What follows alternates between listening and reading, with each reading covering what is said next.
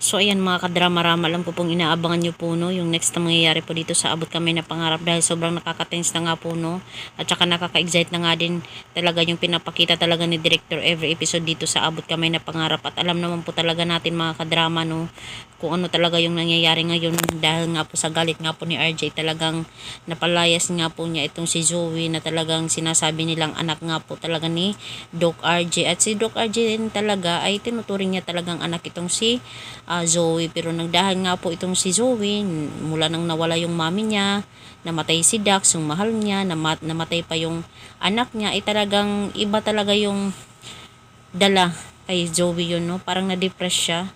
Lahat na lang mga negativities nandun na talaga sa kanya, talagang hindi niya na talaga makaya.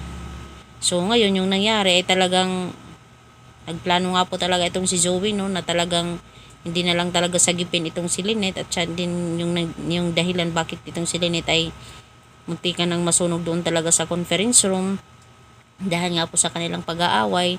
At dahil nga po doon talaga nakita din talaga itong si Zoe na hindi talaga tumulong kay Lynette dahil gusto niya talaga na mawala na itong si Lynette. Talagang nakita sa CCTV at saka itong si Lynette mismo talaga nagsabi talaga kay kina Annalyn at saka kina RJ. Talagang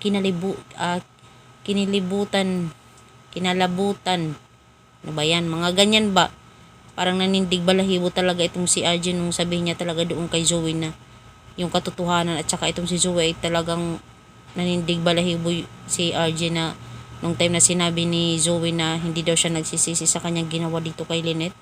Di ba, ikaw pa naman ba, kung baga itong si RJ hindi na talaga niya kilala itong si Zoe, talagang nagiging pareho na talaga siya ng kanyang mami. Sabi pa nga ni RJ, parang hindi ko nakilala yung anak ko na si Zoe noon. Diba? Dahil nga po yun sa mga pinagdaanan ni Zoe kaya nagkakaganyan siya. At may intindihan naman po talaga natin yun mga kadrama. At dahil nga po dun, dahil nga po pinalayas ni RJ at sinabi pa niya na sana hindi na lang kita naging anak. Sana si Annalyn na lang yung naging legal na tanyag. Sana hindi na lang ikaw yung legal na tanyag. Diba? Parang pinagsisisihan pa talaga ni RJ na si Zoe yung naging legal na tanyag dahil sobrang, kumbaga, sobrang stubborn, sobrang pasaway. Hindi na talaga makontrol si Zoe. Kung anong nasa isip niya, yun na yung gagawin niya.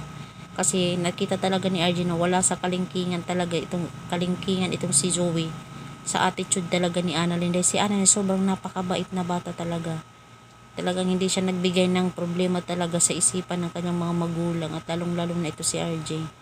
Diba? Napaka-professional talaga ng batang ito si Annalyn. So mga kadrama, talagang sasabihin dito ni Giselle na totoo ngang hindi tanyag si Zoe Annalyn, lumabas na ang DNA test result nila ni Ubeng. Di ba possible makita talaga yung DNA test result na yun na nandun kay papa niya, or magpapa-DNA test sila dalawa ni Ubeng at saka ni Zoe. Sana nga po talaga mga kadrama ay malaman na talaga yung katotohanan. So yun lang po, huwag niyo pong kalimutan na i-like, i-share, at i-subscribe yung aking channel. Bye!